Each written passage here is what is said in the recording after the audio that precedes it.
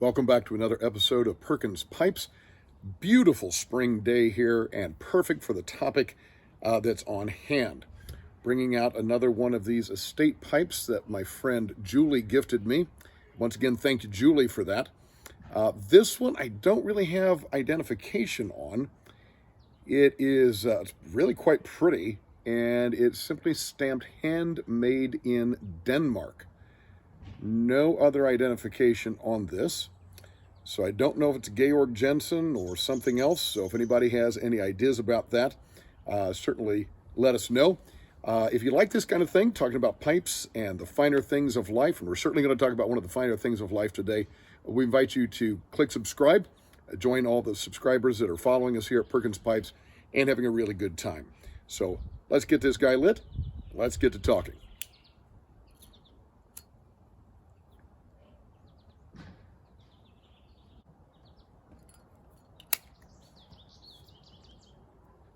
So, first off, quick little word about this pipe.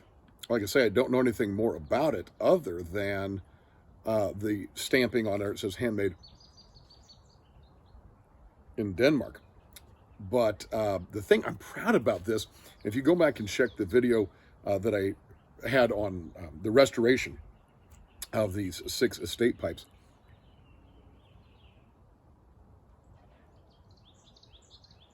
the thing I was really proud of in the restoration was the stem. And we'll see if we can, I don't know if we can really show that very well here, but we'll try.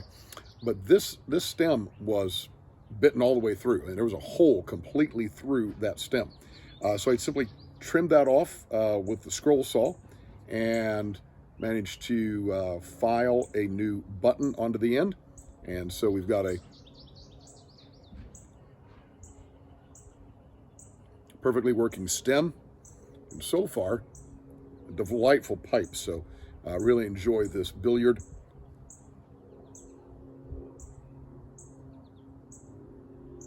One of the things I like about one thing I do like a larger pipe, and I think we've talked about this before.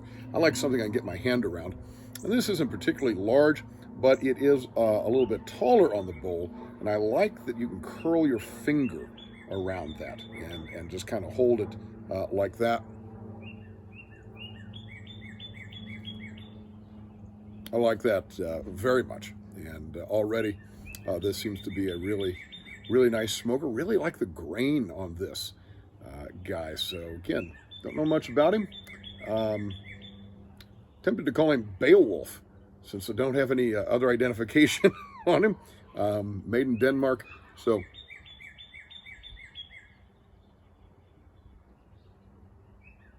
this may be my Beowulf pipe.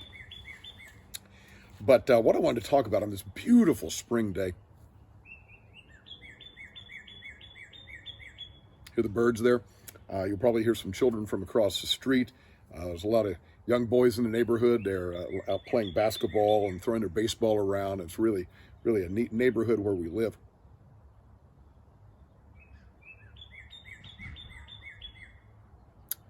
But what I want to talk about today is one of the truly finer things and one of the absolute simplest of pleasures in life: flying a kite. Flying a kite. So just recently we were at my sister-in-law's for Easter, the Saturday before Easter.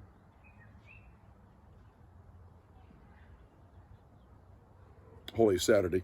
And for the last several years that we've gone to my sister-in-law's, she and her husband have a really nice place, got some land, and she gets kites for the children of the family.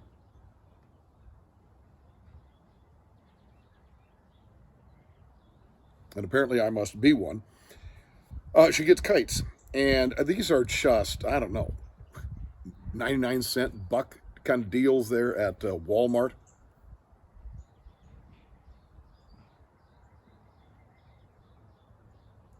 And oh my goodness, it is crazy fun.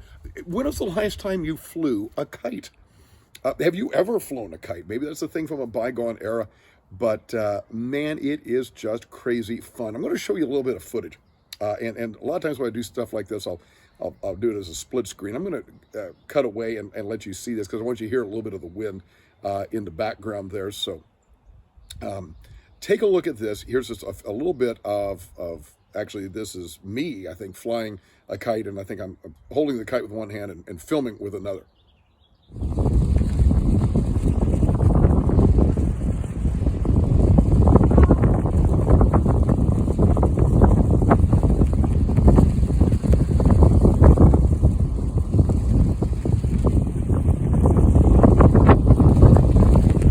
So I don't know if you can tell, you probably can't from a video, but just how much crazy fun that is. There's a little bit of it that reminds me of the fun of fishing. And and I'm not a fisherman, let's be very clear on that. I don't fish much at all. I have fished some.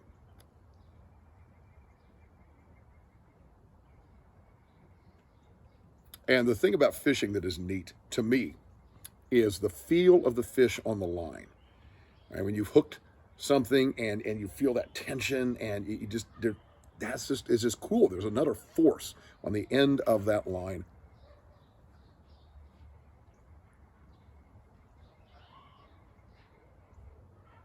It's rather far away from you, and yet you are engaged with it. And that's the same thing with a kite. The kite is way up there in the sky, as you saw in the video. And yet there's this tension.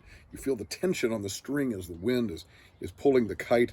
And then also, where's it going to take you?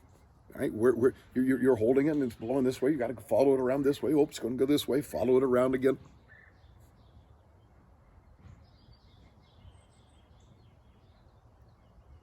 If there happen to be any trees in the area or other people flying a kite, you got to watch out. Same thing with fishing, right? You don't want to get caught up in somebody else's line. You don't want to get caught up with maybe some low-hanging branches on the other side of the river or the creek.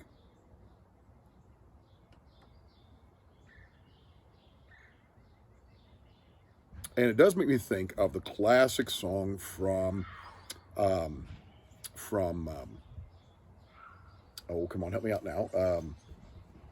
Mary Poppins. Couldn't say the name. Mary Poppins. In the classic Disney movie. And you may remember that song. Let's go fly a kite up to the highest height. Let's go fly a kite and send it soaring up through the atmosphere, up where the air is clear. Let's go fly a kite. And the song is fun. And there's something about it, it's almost wistful. It takes you back to maybe an earlier age, an innocent age. Maybe it's an age you knew, maybe it's an age you never knew, but wish that you had. So, talk to us a little bit. What do you like about kites? Do you fly kites? Have you ever flown a kite? When was the last time you flew a kite? And after seeing this video, you think you might go out and grab one? Again, you can grab a kite cheap at a place like Walmart or something. And I'll say this, if you have young children or young grandchildren, this would be a great thing to introduce to them. It's cheap and it's crazy fun. So as Malcolm Guite likes to say, I do these little things in order at last to do nothing. Or as I like to say in Latin, Parva ut tandem, nihil agam. Have a wonderful day.